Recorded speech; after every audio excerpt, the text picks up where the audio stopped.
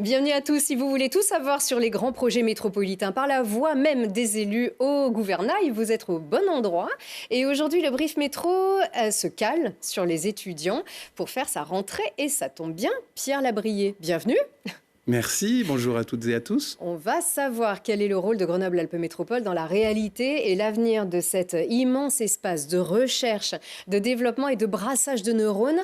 Vous êtes conseiller métropolitain délégué à l'enseignement supérieur et à la recherche que nous appellerons ESR. Alors Grantin, première question, pouvez-vous nous dire en quoi est-ce que la métropole grenobloise est compétente en la matière ? Alors, la métropole est compétente sur beaucoup de choses, l'eau, les déplacements. Et il y a 60 000 étudiants et étudiantes qui vivent dans notre métropole. Donc finalement, la première compétence, c'est de leur amener de l'eau, de les aider à se développer et à se déplacer. Donc toutes les compétences de la métro sont pour les habitants. Et c'est quand même un habitante sur 9 de cette métropole qui est à l'université ou en études supérieures. Et puis, pour répondre plus précisément à la question, on ne peut pas, nous, métropole, agir sur la vie étudiante directement ou sur la recherche directement ou sur les études, on va dire, directement en fonctionnement. Par contre, on peut le faire en investissement. En investissement, c'est-à-dire que les opérations que l'université ou le CNRS ou le Crous, pour les étudiants, mènerait, opérations immobilières, amélioration du bâti, des logements étudiants, des transitions écologiques. Ils vont déposer des dossiers pour pouvoir bénéficier de financement. Et nous, on contribue, le deuxième contributeur derrière l'État, pour aider l'université, le CNRS, le Crous et d'autres acteurs à investir pour améliorer les conditions et d'études et d'enseignement et de recherche. Donc les structures, les projets, la mise en réseau aussi, oui, en lien. C'est tout un écosystème avec des acteurs et actrices qui font en sorte que ces études, cette recherche et ces enseignements se passent bien. Et la mise en réseau avec les acteurs universitaires, c'est organiser des événements, soutenir les colloques aussi. Les colloques et les événements universitaires sont soutenus par Grenoble-Alpes Métropole à hauteur de plus de 80 000 € par an. Hein. Ça permet d'organiser des événements. Et puis, cet écosystème, il est dynamique. Et le but de faire des études et de faire de la recherche, c'est quand même de développer des activités économiques, de développer de l'emploi, de permettre qu'après ces études, on trouve un emploi. Et là, on est dans le cœur des compétences que je préfère appeler d'ailleurs devoir d'agir ou pouvoir d'agir. C'est plus parlant que compétence. Eh ben, le pouvoir d'agir, le devoir d'agir de la métropole en matière d'emploi, de développement économique, d'attractivité, ça, c'est sa compétence première. Soutenir les étudiants et les labos grenoblois et de Grenoble-Alpes Métropole, c'est soutenir l'emploi et l'activité de Grenoble-Alpes Métropole. Alors, considérant que la métropole a bien fait ses devoirs d'agir, comme vous le dites, comment s'est passée cette rentrée universitaire ? Alors, il y a encore des étudiants qui rentrent et c'est heureux. On est mi-septembre, septembre. Il y a même des étudiants qui rentrent en octobre. Et pour l'instant, c'est très, très, très bien passé. L'attractivité au niveau des étudiants qui demandent à pouvoir faire leurs études à Grenoble, elle est toujours aussi forte. Il y a un certain nombre de classements qui montrent que des classements d'études, les classements de villes où il fait bon vivre, où on est toujours bien placé, même si on n'est pas à la tête et on fait tout ce qu'il faut pour progresser. Ça dépend selon qui, toujours. Il y a plusieurs classements, des critères qui sont parfois très, très exigeants. On peut dire que globalement, les étudiants qui viennent à Grenoble viennent aussi, pour le cadre de vie déjà, et aussi pour la qualité de leurs études. Il y a tout pour bien étudier quand on choisit Grenoble. Oui, et puis on n'est pas dans les courses au classement, même si ça fait toujours plaisir d'avoir une récompense. On n'est pas dans les courses souvent. On en a, voilà. Mais on ne va pas faire la course au classement, mais la course à l'amélioration des conditions d'études et d'enseignement. Alors, on va développer parmi les actions phares dont on a déjà parlé ici, les fameux contrats de plan État-région, donc les CPER, un terme un peu lourd, qui pourtant est une clé, voire un véritable booster. Oui, alors ce contrat de plan État-région, c'est comment l'État, la région et les communes, et pour la métropole, c'est la métropole qui gère pour les 49 communes, se mettent autour de la table pour décider que tel projet va être soutenu et tel projet va pas être soutenu. Nous, on a mis 2 ans quand même. En particulier sur ce volet ESRI, C'est ça. donc enseignement supérieur et recherche. Et donc, ce que font les collectivités, donc l'État, la région et la métropole, c'est regarder ensemble les différents projets portés par les acteurs de l'enseignement supérieur et de la recherche. Ça va être bien évidemment l'Université Grenoble-Alpes, l'UGA, Grenoble INP, qui s'appelle Grenoble INP UGA. Ça peut être l'École supérieure d'art et de design. Ça peut être l'école...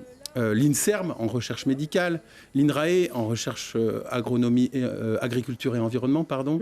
Et tous ces acteurs, le CNRS évidemment, le CEA, déposent des projets, on instruit les projets, et donc la métropole en a choisi 17 qui vont soutenir à hauteur de 27 millions d'euros environ. On verra quand ils seront déposés, hein, parce que il y a un petit peu de retard sur certains dépôts de projets, notamment parce que c'est la vie des établissements, hein, qui déposent des projets. Mais aujourd'hui, nous avons pris l'engagement de soutenir à hauteur de 27 millions d'euros 17 projets. Sur 2021-2027. C'est une somme globale. C'est une somme globale. C'est pour ça que je dis aujourd'hui, le montant, il est celui-là sur lequel on s'engage. Il y a des opérations qui vont être relancées un peu plus tard, d'ici 2027. Et qui, déjà, pour certaines, se concrétisent. Est-ce que ça va prendre du temps, justement, jusqu'à 2027, avec des avancées significatives ? Alors, il y a une avancée... alors, il y a d'abord, prochain conseil métropolitain, on en revote 3. Hein, et ce n'est pas des petits montants. Hein. Donc, le 27 septembre. Mais, c'est encore ouvert ? On peut encore proposer les projets dans le cadre de ce CPER ? C'est tout bloqué ? Là, c'est fini, c'est voté. Justement parce que c'est contractuel. Et en fait, l'État attend que la région ait voté, qui attend que la métro ait voté, qui attend que... Donc, c'est vraiment contractuel. On se met autour de la table. Donc, sur ces opérations-là, les subventions sont votées. Et donc, on ne peut pas déposer de nouveaux projets. Il n'empêche que les opérateurs, le Crous, ça ne les empêche pas de déposer des projets qui n'auront pas des subventions dans ce cadre de ce projet, mais qui réussiront à finir. Le Crous a inauguré une nouvelle résidence étudiante, c'est important.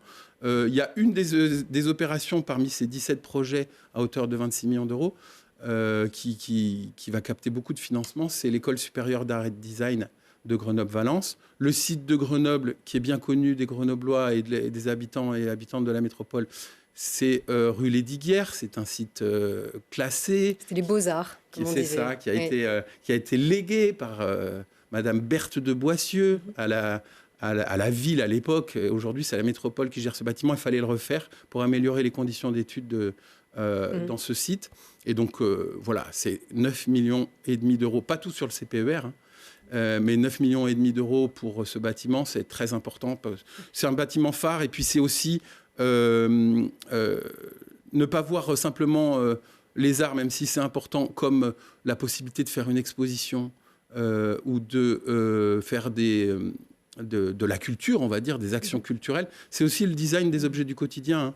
Hein. En industrie, on a besoin de designers. Même en service, on a besoin de designers dans les entreprises. Et de plus en plus. On soutient la culture et les entreprises en ayant des designers ou des artistes formés. Puisque vous parlez de ce siège historique, pour les métropolitains un peu plus récents, on peut rappeler qu'il y avait aussi la fac de médecine au même endroit, donc sur ce vieux site grenoblois comme ça. Et oui, c'est donc une culture historique de cet enseignement supérieur à Grenoble. Alors, ce qui est nouveau, par contre, c'est un partenariat 2024-2026 avec l'université Grenoble-Alpes et notamment pour la vie étudiante avec un grand V. Qu'est-ce qu'il y a dans cet accord, dans ce partenariat ? Une action qu'on a commencée à petite échelle en septembre 2023, qu'on relance aujourd'hui en septembre 2024 pour dire aux étudiants qui arrivent. J'ai pas les chiffres, mais s'il y en a 60 000 et qu'on étudie en moyenne 4 ans, 5 ans, 3 ans pour ceux qui le souhaitent, bah, il y a entre 10 et 15 000 étudiants nouveaux qui arrivent chaque année. Il faut imaginer, c'est un quartier de notre métropole, 10 à 15 000. Ils sont nouveaux, ils découvrent. Ce qu'on a voulu, c'est leur présenter la métropole, leur présenter ce à quoi ils avaient droit pour se déplacer, pour aller découvrir la montagne, les sports, etc. Donc il y avait plein d'actions pour leur dire bienvenue à Grenoble, vous qui allez étudier ici. Peut-être que certains, comme moi, qui sont arrivés étudiants, sont jamais repartis. Et puis vous on veniez travaillait ici. Moi, je viens d'où ? des Hautes-Alpes et je suis arrivé en 1998 pour faire mes études dans cette université, à l'université Pierre Mendès France, et ensuite à l'Institut de la communication et des médias à Échirolles. Et je suis jamais parti d'Échirolles. Et on comprend, donc ce dispositif s'appelle Bienvenue aux étudiants, donc pour des étudiants qui vivent bien. Et donc vous leur souhaitez la bienvenue avec par exemple un ticket pour plusieurs découvertes du territoire de manière festive, de manière inventive, insolite aussi, ou carrément sportive. Oui, bah, les brûleurs de loups, évidemment, le FCG pour le rugby, ça peut être d'autres sports comme le foot avec le GF38 pour ceux qui auront envie. Il y a aussi... C'est pour la découverte de, oui, de ces sports aussi. c'est la découverte et puis... vous l'évoquiez, je l'ai vécu quand on arrive dans une grande ville et qu'on vient des Hautes-Alpes, par exemple. Hein, ça, on peut venir d'ailleurs. Il y a du hockey aux Hautes-Alpes aussi, Voilà. vous n'étiez pas perdu. Oui, oui, c'est vrai. J'étais même à l'internat avec le sport-études de Gap.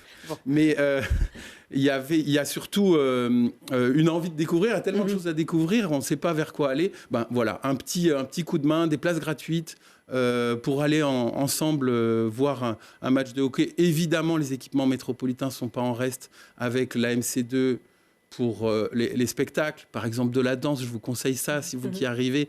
L'Hexagone aussi pour les arts du théâtre, par exemple.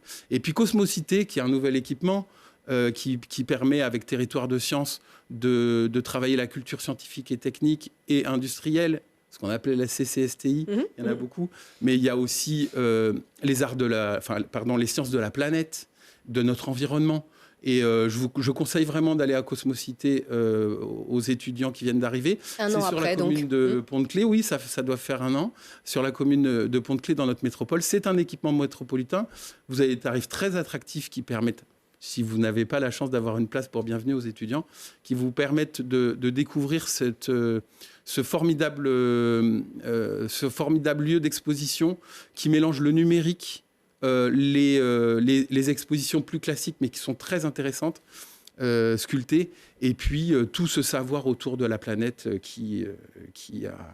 Comment dire, quand on étudie aujourd'hui, peu importe les sciences qu'on étudie, bien connaître sa planète, c'est aussi travailler à sa protection. Mais je vous remercie beaucoup. Vous avez été bien complet. Alors, si je dois retenir, vous avez fait des études de journaliste. Vous voulez prendre ma place pour dire au revoir ou vous gardez la vôtre? On a compris que vous êtes un élu convaincu désormais aujourd'hui et qui traitait donc de choses que vous avez vécues personnellement en tant qu'étudiant à Grenoble. Merci beaucoup, Pierre Labrier. Bossou. Et merci encore à vous tous.